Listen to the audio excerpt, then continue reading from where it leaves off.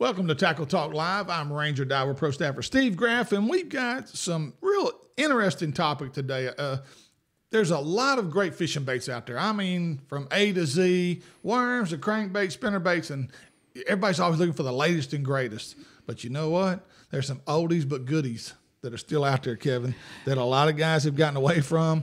And don't get me wrong, as a guy that's in the tackle business yourself, you always want to come up with something new and creative and innovative, don't you? That's what sells. You do. Yeah, you have to catch. You have a phrase we call "catch a fisherman." Exactly. And you got to keep coming out with new stuff. But like you said, the stuff that a lot of it is not on the shelf anymore. It can still catch them. Yeah. Kevin, I think you've got a few you want to talk about real quick. I want to talk a little bit about kind of what went away that still catches is.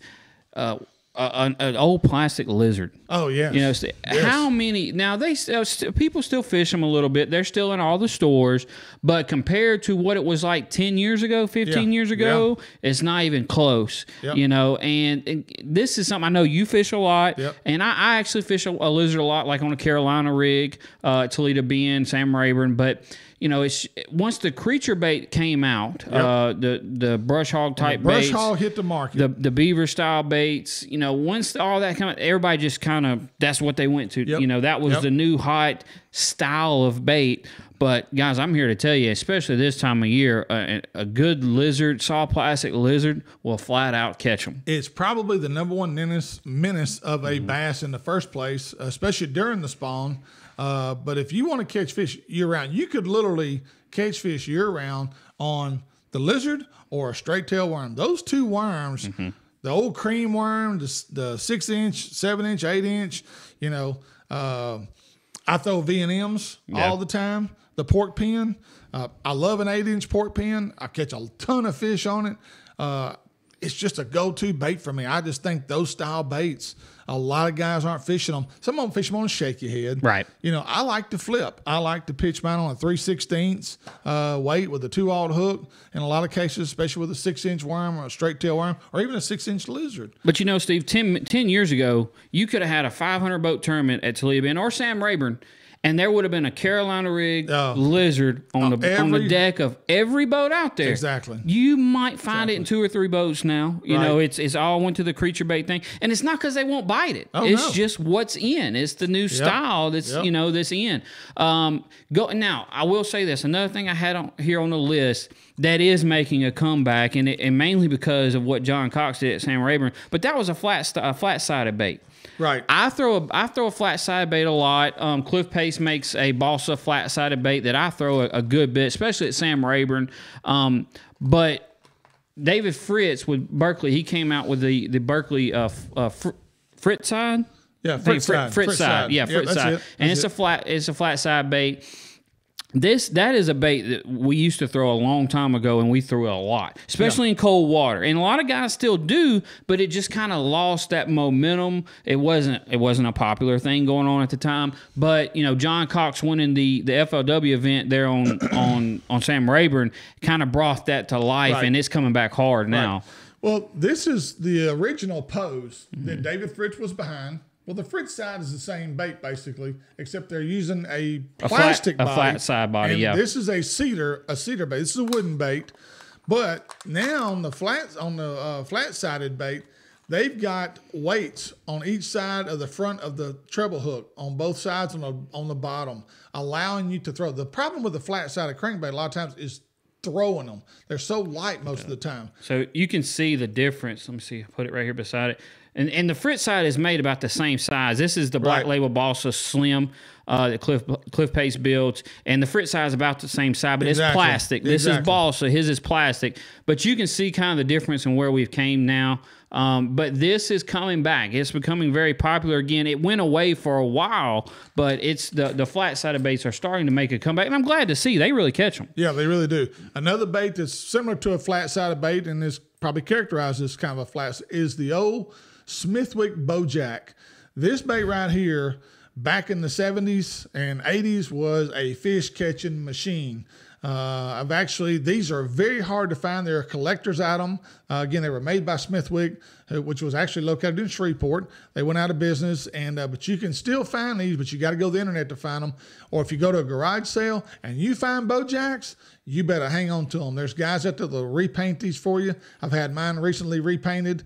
And so make sure if you find Bojacks, boy, you just come across gold, because these are great running crankbaits. And I remember Kevin Van Dam made a comment, what makes a great running crankbait? He don't want the kind that just run straight back to the boat. He wants that one that comes down the water and all of a sudden it'll veer off a little bit. It'll check off to one side or the other every now and then. He calls those a hunting crank. They're hunting.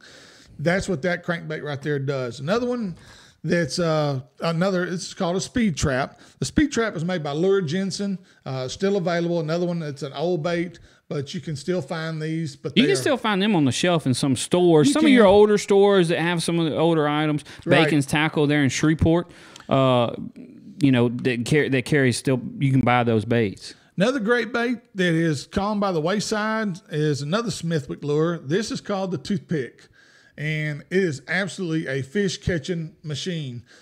Cane River, this is a great bait for you Cane River guys. This bait will actually bob up and down in the water. When you pull it, it stops and it goes up and down like this. And then you pull it and it does the same thing.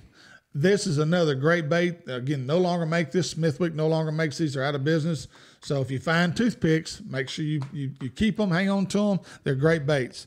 The next one, this is a Toledo Bend fish catching. More money is probably won on Toledo Bend on this particular bait right here. That one might not go back with you. I might end up having to steal that one. I got two of them, but this is one of them. So you better sneak it out of here is all I can tell you. This is the mud bug. A lot of great fish have been caught on a mud bug, and it's got the metal lip, as you can see. Again, another bait that's just kind of fishermen have quit throwing them. They've kind of they've quit making them, and I guarantee you, if they would still make those, Steve, that way, like the originals were made, right, you couldn't keep them on the shelves around here and in Oklahoma. No. They will flat out eat that here. When they get out and you can catch them cranking, that thing is the real deal. This is made by Fred Arbogast, a great bait maker. So another good quality bait right there. The next one that a lot of guys, Kevin, I grew up throwing these, and if there's a shad bite going on, you better have some shad wraps, because these shad wraps by Rapala, they are absolutely fish catching machines. I see a lot of pros that throw these on the tour, and but they don't make light of it, because again, they try to keep certain things a secret, but they will throw these a lot. The old shad wrap is another great bait.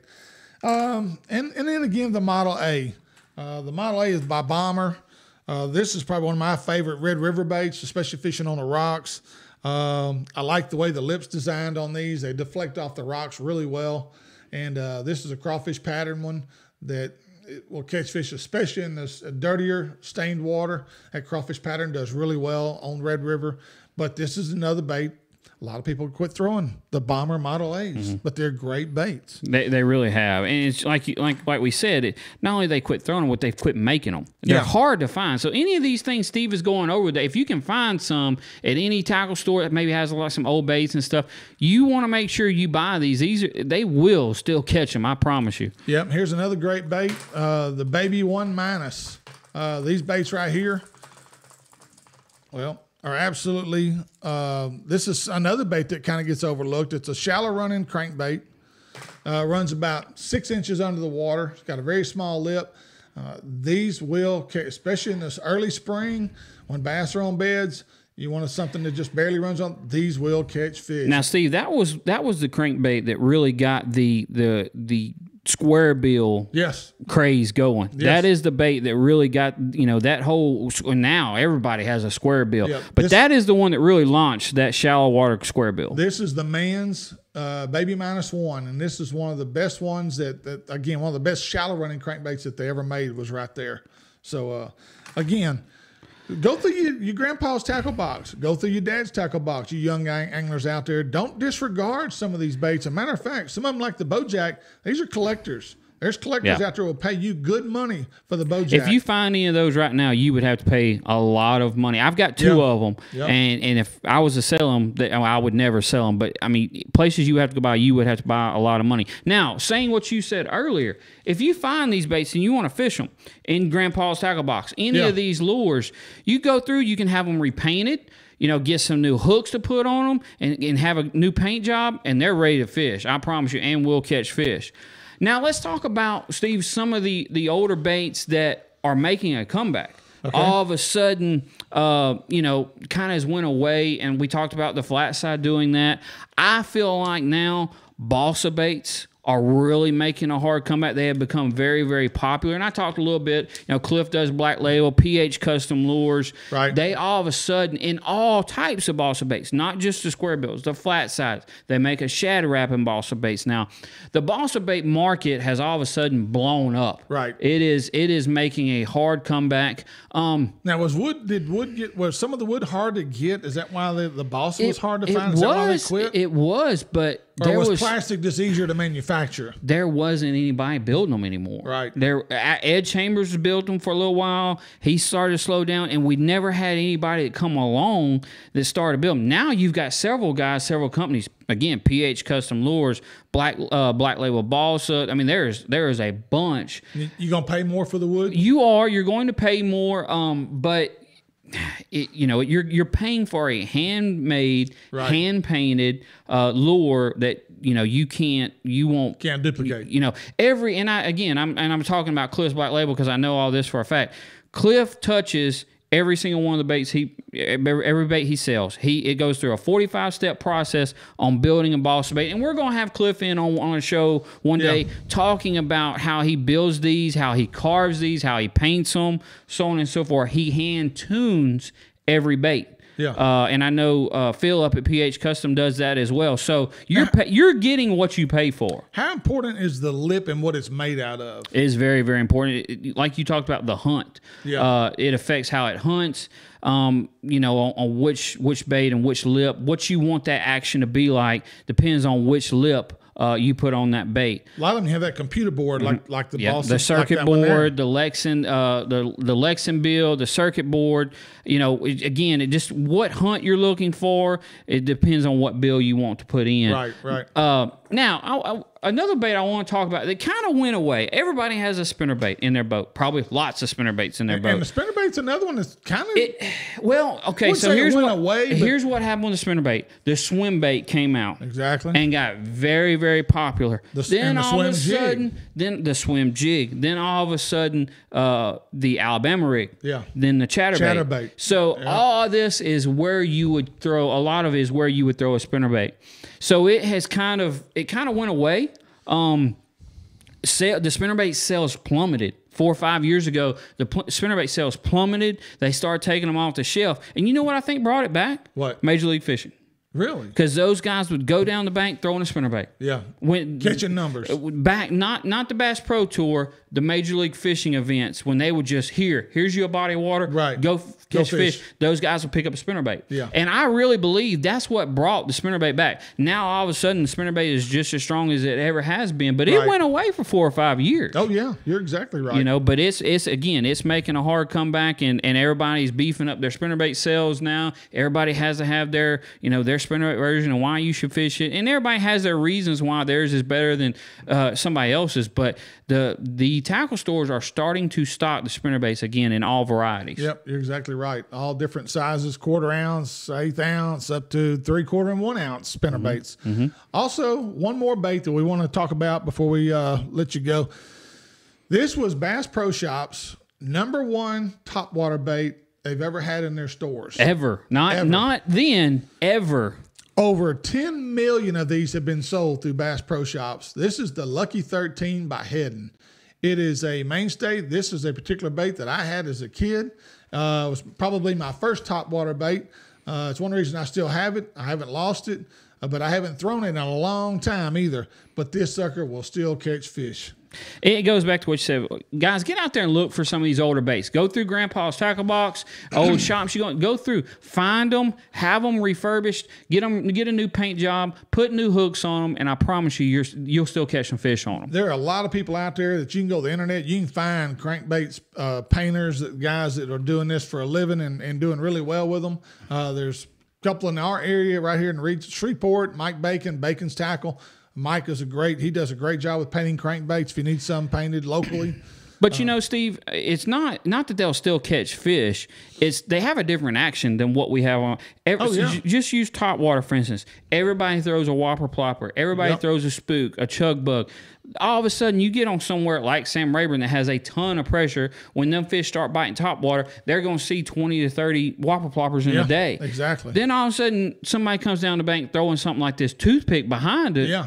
And something them fish have not seen. No, never been exposed to it. You can use these old baits to go behind people and catch fish. They're not used to seeing them. They're not used to the action they have. Right. It's just something different to show them. And that's where another reason the speed trap comes in. You can't reel this bait fast enough. It's designed to be reeled on a high speed reel, 7 3-1, 8-1. Now they got the Revo, this 10-1, whatever it is. Daiwa's got their own version of 8-1 reels, high speed reels. Make sure you check. But that's what these speed traps are designed to be thrown behind and tied onto those kind of rod and reel combinations.